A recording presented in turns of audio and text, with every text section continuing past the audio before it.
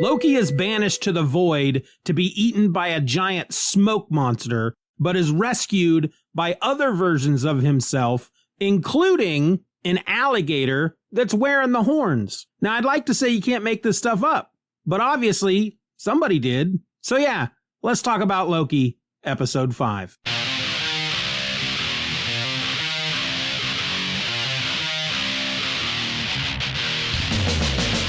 Hello and welcome to another episode of Just Another Fanboy, the podcast that avoids visiting any areas where crocodilians live and roam free. I'm your host, my name is Steven, and yes, I fear alligators and crocodiles and all that, and frankly, so should you. I mean, they're freaking dinosaurs, but I digress. I'm back once again to talk about the latest episode of Loki on Disney+. But before I do, what you're currently listening to right now is episode 196 of Just Another Fanboy, which means we have the big episode 200 coming up real soon, July 27th to be exact. Now, I have nothing special planned. I mean, to be honest, I don't have a lot of time to get too extravagant about the thing or really do much in the way of celebration. However, if you feel the need to send me a little audio shout out of some sort, you know, something you could record on your phone fairly easily,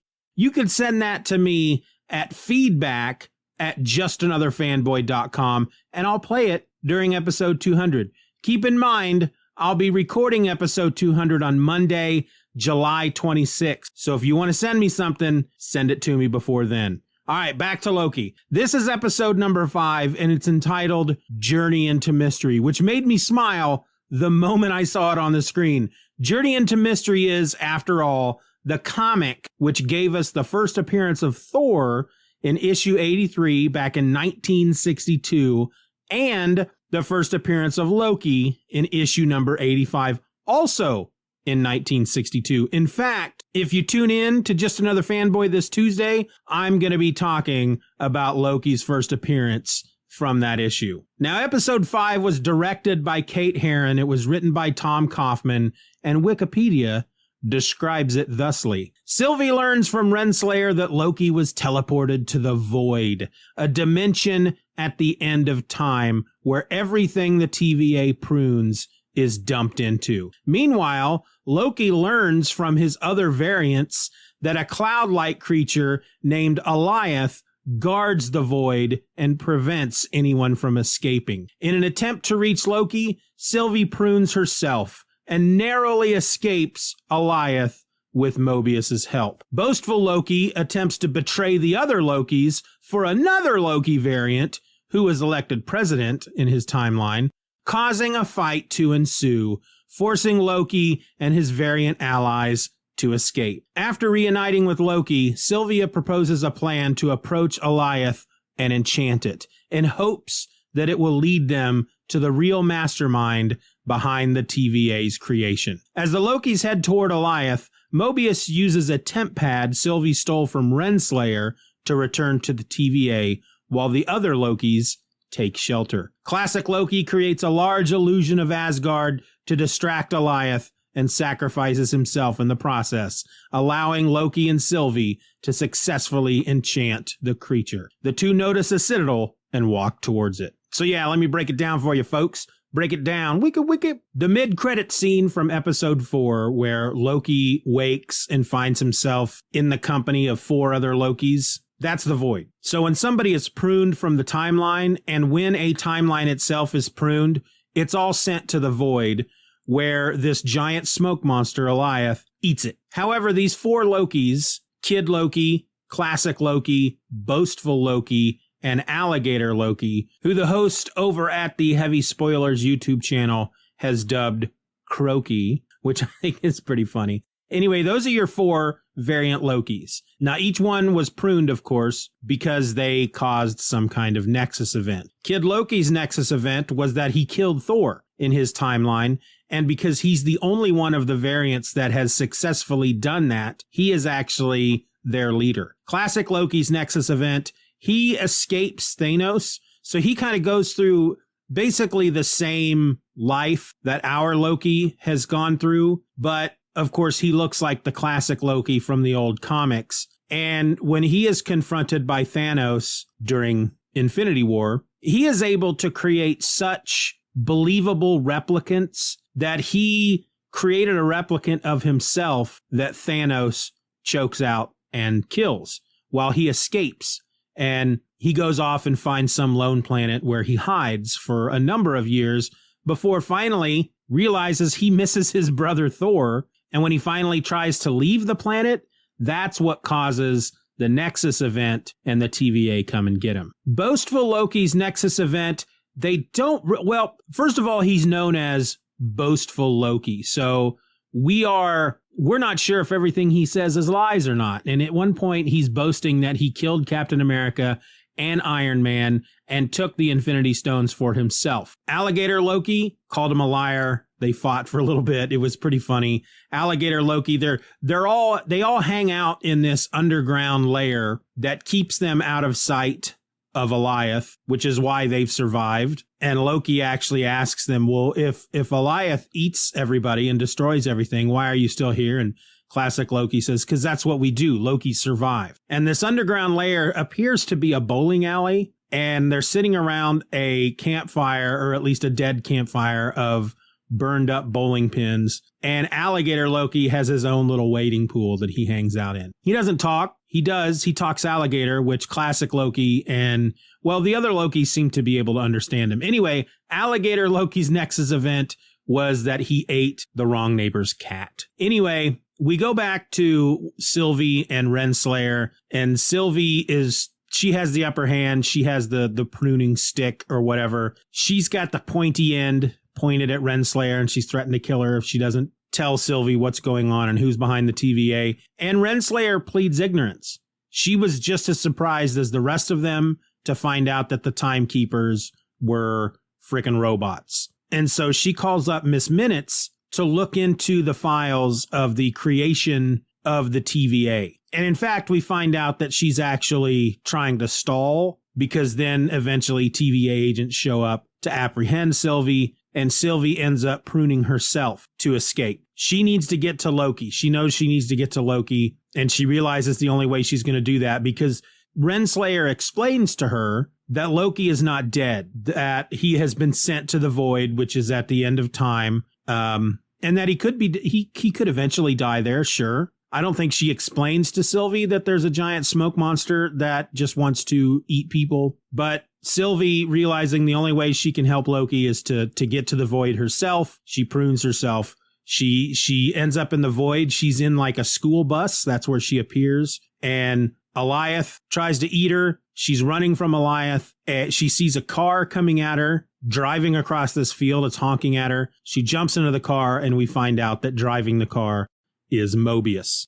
Sylvie's not sure if she can trust him at first, but Mobius, it's obvious that he's not happy, that everything he knows is a lie, and that he's been pruned, basically. He's not happy about that, and he wants to do something about it. And they decide to head out and look for Loki. And she actually, because as she's running from Alioth, a bit of the smoke touches her, and for a moment, her enchantment powers allows her to see a flash of Alioth's, I don't know, thoughts maybe, memories. And she sees quickly like a citadel or something in space. And she tells Mobius to drive toward Alioth. Well, down in the bunker, Loki explains to his variants that he needs to kill Alioth. He needs to get back to the TVA. He needs to take the TVA down. He tells them about Sylvie. He asks them if they've ever, it's actually kind of funny because he goes, have you ever run across a female variant of us? And classic Loki says something to the effect of, oh, no, sounds horrible. Well, he tells them about Sylvie, and he tells them that she's trying to bring the TVA down, and he wants to help her. He believes in her. He believes that's what they need to do. And they explain that Alioth is also guarding some kind of gateway or some sort, and that maybe through there he can get back to the TVA. And so Loki decides he's going to kill Alioth. None of the other variants want to go with him. They think he's pretty stupid for wanting to do something like that. They think it's a death sentence. So he goes to leave the bunker, and when he opens the hatch at the top, another Loki variant surrounded by even more Loki variants are there. This Loki variant is the Vote Loki, or the president of his timeline. This was a comic I never read, but apparently Loki ran for president and almost won. They refer to him as the Vote Loki variant. Anyway, he is there to capture the other Lokis. He has decided he's going to be the leader of all the variant Lokis, and he's got an army of variant Lokis on his side. And classic Loki blames our Loki for leading Vote Loki. That's a lot of Lokis to their little hideout. But then we learn that boastful Loki actually betrayed them, because that's what Lokis do. However, classic Loki and even Kid Loki and Alligator Loki they're kind of over this whole, oh my gosh, Loki's betraying Lokis and everybody's betraying everybody, and we're just sick of that cycle. And as it turns out, all these other variant Lokis that Vote Loki has brought with him, they all turn against him and they all turn against each other. And pretty soon all these Lokis are just fighting each other down in this bunker. And so classic Loki creates replicants of himself and our Loki and Kid Loki and Alligator Loki. And then he creates a little portal and they are allowed to escape. Obviously his portals aren't strong enough to get them out of the void, but they can escape the bunker. Well, up top, outside the bunker, they see a car coming toward them. It is, of course, Sylvie and Mobius, and they have a reunited and it feels so good type of moment. And he explains to Sylvie that he's going to kill Alioth, and she basically tells him why. That's the dumbest thing you've come up with. Why would you want to do that? And he's like, well, what's your plan? And she goes, I want to enchant Alioth. And so that becomes their plan. Well, when she pruned herself, she had stolen Renslayer's Tempad. So she's got a Tempad with her. With that, they can all get out of the void. But Loki and Sylvie feel that the only way they're going to take down the TVA is to enchant Alioth, because Alioth, not only is he there to eat the variants, he is there, he's guarding something. There's something that he is guarding. And Sylvie feels that based on what she saw when she touched the smoke monster, he's guarding whatever is behind the TVA, and she wants to enchant him and get to whoever is behind all this. Loki agrees to go with her. He gives the Tempad to Mobius. Kid Loki, Alligator Loki, and Classic Loki decide to stay in the void because that has become their home. Mobius tells Loki that he's going to go back to the TVA and burn it to the ground. And then they hug. It's a really nice moment. This, I think when we talked about episode 1, I talked about how this Loki, of course, is not the Loki that we saw in Thor Ragnarok and Infinity War, heck, even Thor Dark World, where that Loki has a story arc. He has this whole arc where he starts out as a villain and he ends up becoming maybe not quite a hero, but an anti-hero. He and Thor reconcile.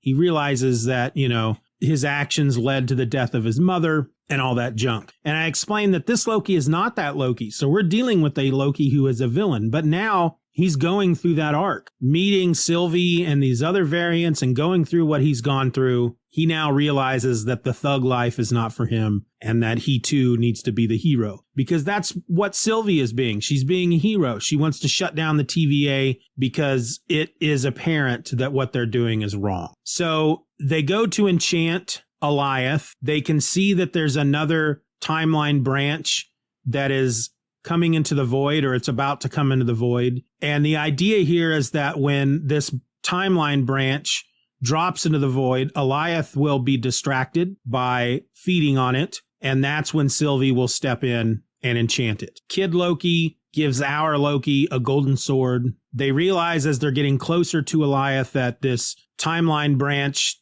does not seem to be falling. Alioth is now focused on them.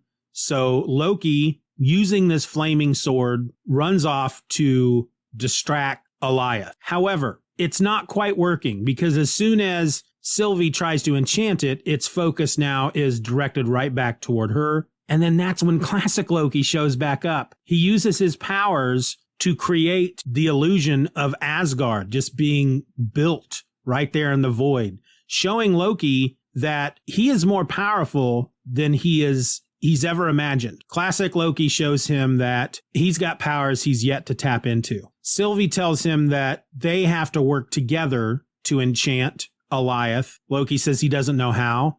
And she goes, of course you do. She goes, I can do it. We're all the same people. We're all the same person. If I can do it, you can do it. They hold hands. Classic Loki ends up sacrificing himself. Alioth eats him, but Loki and Sylvie are able to enchant it. The smoke parts like the parting of the Red Sea, and we see basically a castle floating on a rock in space. And that's how it ends. And there's no mid-credit scene. So, first of all, I just want to say this is the best episode of the series so far. And Loki is my favorite of the 3 Disney Plus Marvel shows so far. It is just kicking all kinds of butt. Now, the fun thing about being in the Void is there were a lot of Easter eggs. A lot of Marvel Easter eggs from the comics and from the movies, just all over the place. And while I did notice 3 of them, I did not notice all of them. So after scouring the web and watching the Heavy Spoilers video show about episode 5, I've made a list of all the Easter eggs that I'm going to share with you. I will go through, first I'll go through the 3 that I noticed. And that was, the first one I noticed. And it's probably the best Easter egg of the entire series. And that's a crashed helicopter with the name Thanos written on the side of it. This is the Thanos copter, which appeared in Spidey Super Stories number 39 back in 1979. This was a comic book that Stan Lee did that was for children. I never read it. And in fact, I just happened to watch, I don't even remember, it might have been an episode of Comic Tropes on YouTube that talked about the Thanos copter or Spidey Super Stories. And I watched it a number of months back. I mean, it might have even been a year ago that I watched this episode. But the moment I saw that helicopter, I just started to laugh. I thought it was so funny because that means that this version of Thanos exists out there in the multiverse. There is a version of Thanos that has a helicopter, a yellow helicopter with his name on the side of it that he used. He tried to get the cosmic cube using this helicopter. That's all I remember from the episode, but it looked really silly to see Thanos flying a helicopter with his name on it. And the fact that it was in this episode, it made my day. At one point in the bunker, they're drinking a box of Rox wine, which is from the Roxxon Corporation. And then as we are delving down into the bunker, we see Mjolnir buried in the earth, and under it, a jar. And in that jar, it happens really quick, you got to be paying attention, is Throg. If you're not aware of who Throg is, that's the frog Thor. Now on the jar, I didn't notice this. I had to be told about it. But on the jar is a label that says T365, which would reference Thor issue 365, which is the first full appearance of Throg. And that's when Loki changes Thor into a frog. He has now become his own character, which they call Throg. And it's a wonderful character. I've been catching up on the Donny Cates Thor series through Marvel Unlimited, and Throg shows up in that series, and he is one of my favorite characters in the Marvel universe, just based on the couple of issues he was in that Donny Cates run. So those are the Easter eggs that I noticed. The ones I didn't notice, we see the Dark Aster, which is Ronan the Accuser's ship. It's, crashed there in the void. We see a giant helmet that appears to be Yellow Jacket's helmet from the Ant-Man movie. If you remember, Yellow Jacket, the way they got rid of him was he got basically sucked into the quantum realm or some other world, and maybe he showed up there in the void. And there's actually a theory about him that we'll get to when we talk about theories. You see the head of the Living Tribunal, which was a cosmic entity that apparently looked over and kept the multiverse in line. And if the TVA has destroyed the multiverse, I'm guessing they would have had to have killed the Living Tribunal in order to do that. There was an arcade game called the Polybius arcade game. I've never heard of this before, but apparently it was a game. There's a conspiracy theory out there that this was a game that was part of a government-run psychology experiment in the 80s, and it would just show up in arcades, and kids would play it, and it would hypnotize them.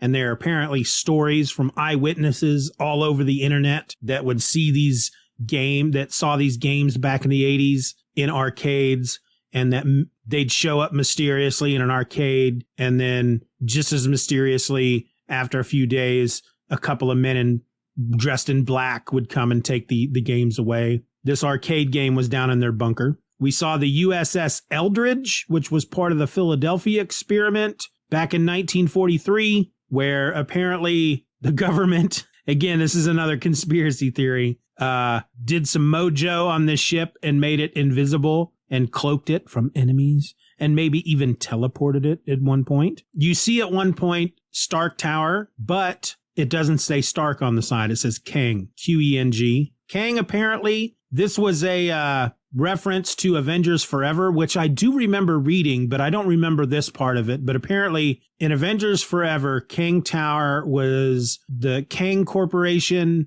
purchased the Stark Corporation maybe, and the head of this corporation was actually Kang the Conqueror using a pseudonym. We saw a crashed helicarrier. We saw the Lighthouse of Alexandria, and I swear I saw Red Skull's rotocopter rocket thing crashed somewhere in the show, but nobody mentioned it on any of their list of Easter eggs, and I honestly can't remember if I saw it at all. But those are some of the Easter eggs. If you saw others, let me know. But let's talk about some theories real quick. Of course, when we're talking theories here, we're talking about who is the big bad. When we watch episode 6 next week, and Sylvie and Loki make their way into this castle or citadel or whatever it is floating out in space on this rock, who's going to be in that castle? Now, odds are it's going to be Kang or some version of Kang. That seems to make the most sense for comic book fans.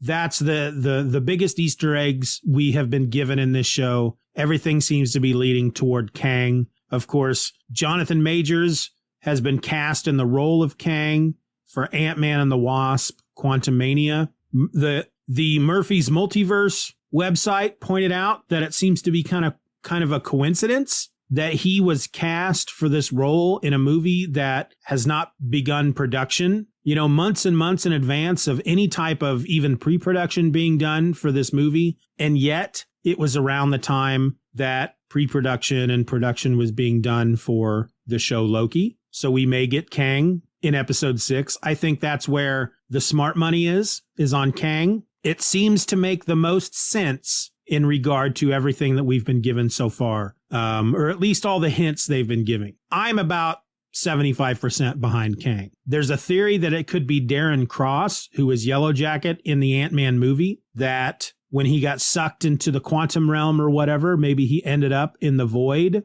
and he ended up creating becoming King of the Void, and he created the TVA and all that junk for some reason. Could Renslayer be the big bad? Is she lying about not knowing what's going on? I don't know. I don't really have my money on Renslayer at this point. Another idea is that it's another version of Loki, like an old man Loki, like a Loki that has gone through everything that Loki could go through, and he's come out the other side as a survivor, and he's trying to, get rid of all the other variant Lokis.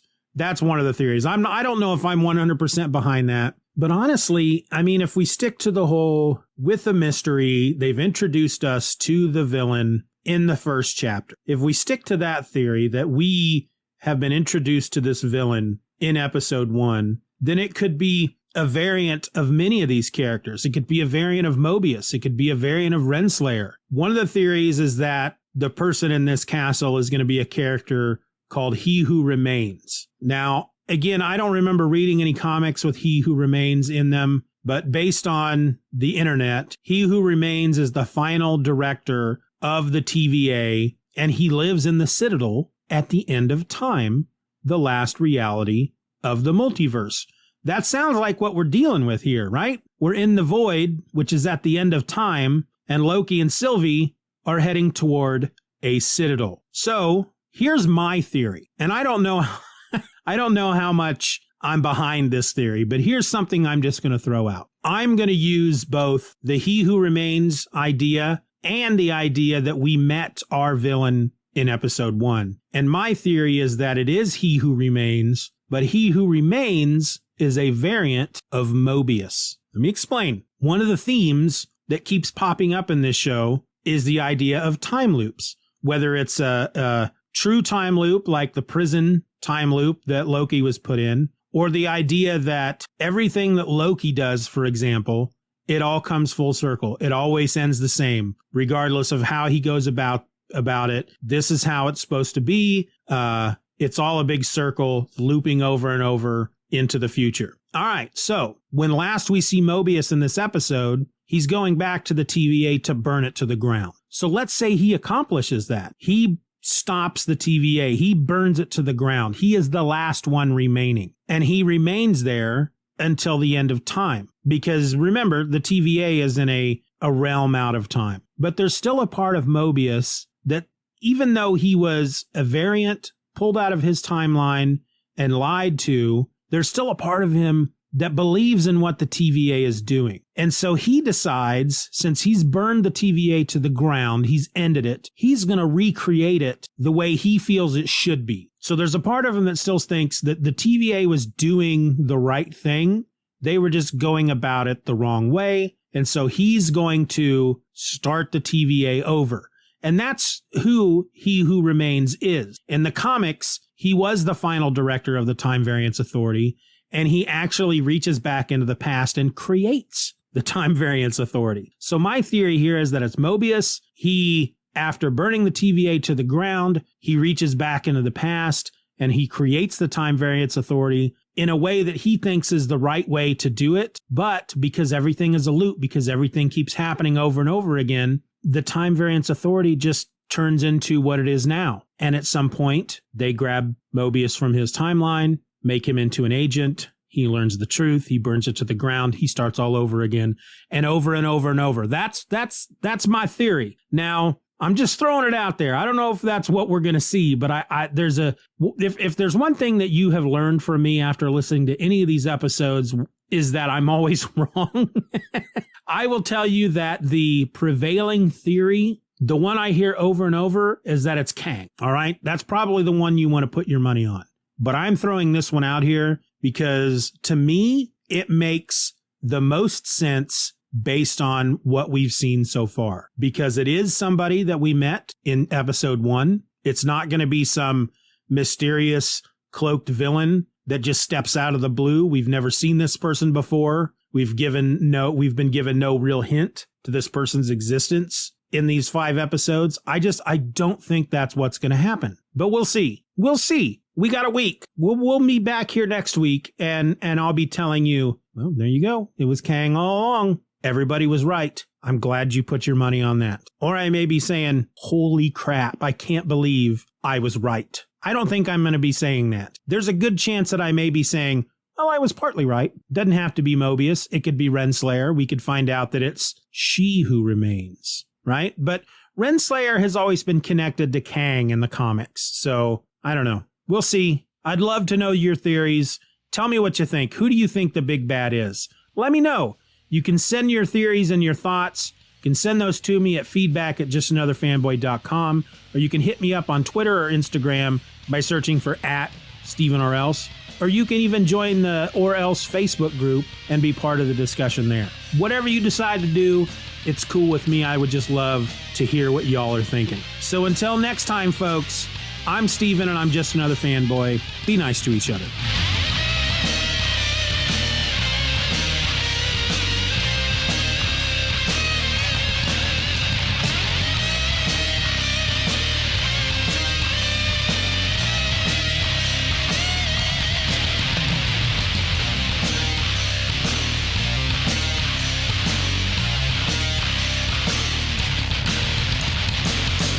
Bye-bye, Daddy. Bye-bye, Daddy. Good job.